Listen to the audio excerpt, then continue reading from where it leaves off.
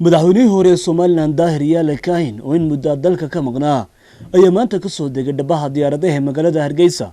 waxaana soo dhaweyntiisa ka qayb qaatay gudoomiyaha golaha wakiilada Soomaaliland gudoomiyaha xisbiga mucaaridka wadani Cabdiraxmaan Maxamed Cabdullaahi Cirro madaxweynihii hore ee Soomaaliland Daahir Yaale Kaahin oo telefishinka caalamiga Home Cable TV wareysi gaar ah ku siiyay gudaha madaarka caasimadda Hargeysa ayaa waxa uu sheegay in loo baahan yahay in la tixgeliyo heshiiskii laga gaaray khilaafkii siyaasadeed ee ka dhashay muddo kordhintii loo sameeyay xukuumadda iyo baarlamaanka Soomaaliland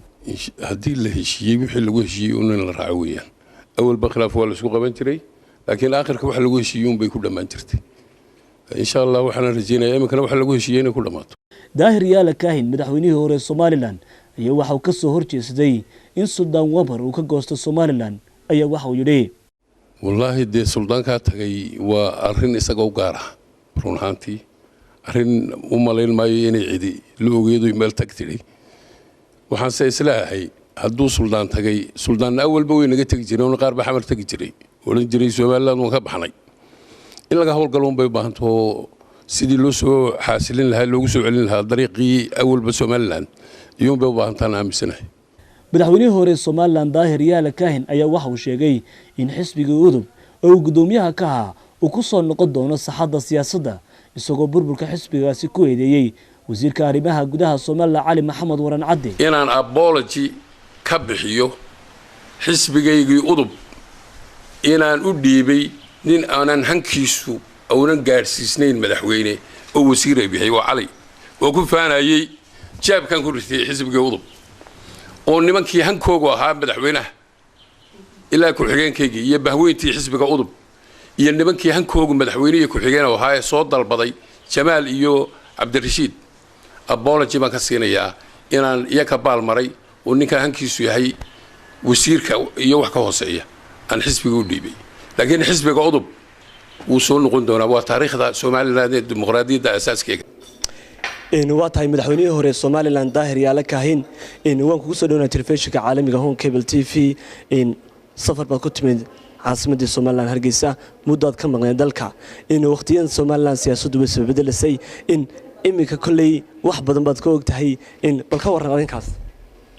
wallahi way fiicantay horta siyaasadda isbedelaysa ma jirtay wixii socon jiray baa socda doorashooyin baa socda ololaa socda campaign socda waa hawshii awalba la mari jiray baa horta socota waxaan u rajaynayaa insha Allah inay guul wax kastaba ay ku dhamaadaan isafgarad insha Allah waa tahay madaxweyne Daahir Yaale Kaahin waqtiga xukuumadda talada dalka ay muddo 8 sano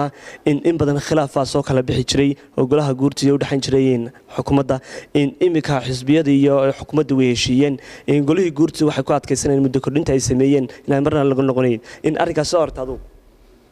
balku eelada sidaad ka warqabto dhawaan heshiis bay wada galeen xukuumadda iyo xisbiyada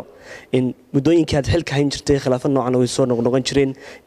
inkastoo marka dambe la xalin jiray imika golaha guurtiga waxay ku adkaysanayaan si adkaysanayaan waqtigii ay muddo kordhinta ay u sameeyeen xukuumadda imika talada haysa arrinkaas soo hortaado haddii la heshiiyay wixii lagu heshiiyay in la raaco weeyaan awalba khilaaf waa la isku qaban jiray laakiin aakhirka waxa lagu heshiiyay bay ku dhamaan jirtay insha Allah waxaan rajaynayaa in waxa lagu heshiiyay inay ku dhamaato ugu dambeyntii waxaan doonayaa Daahir Yaale Kaahin ku weydiiyo sidoo ka warqabto gobolka Awdal oo aad ka soo jeedid qaar ka mid ah salaadiinta ama suldaan ka mid ah waxa uu ka baxay deegaankii isagoo duurka galay waqtiga xukuumadda talada dalka haysay ma jirin arrimaha noocan oo kale ah maxaa isbedelay soo ran kartaa wallahi de suldaanka tagay waa arrin isaga u gaar ah run ahaantii